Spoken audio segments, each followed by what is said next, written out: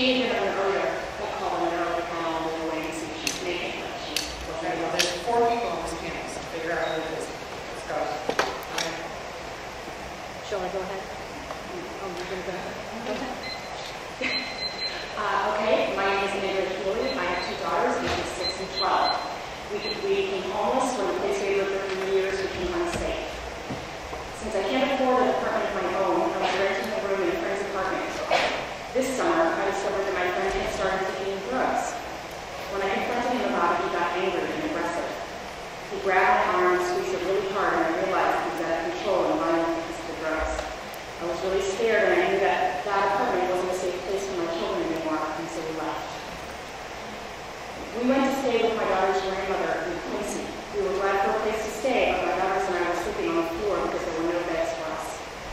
She let us stay for a few weeks, but she made clear that we had to leave by August 31st, and she gave me a letter that said so. I went to DHCB's W Square office to apply for emergency shelter 3 times while we were sleeping on the floor in Quincy. When I first went to apply, the receptionist said right off the bat that I probably wouldn't be eligible. When I tried to clarify what she meant, the security guard came right over and immediately just told me not to raise my voice.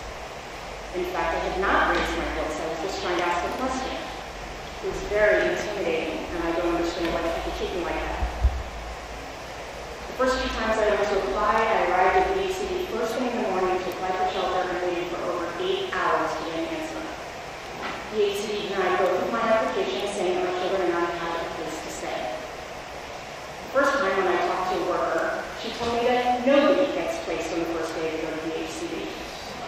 She demanded to see the eviction papers from the last apartment I rented in my own name, which was a market rate apartment that I was evicted from 6 years ago. This made no sense because it had nothing to do with why I am homeless now. Then she gave me a list of private homeless shelters, but I called them and they were all full. The third time I went to the DHCB, they refused to even let me apply, saying that all I could do was appeal the previous denial.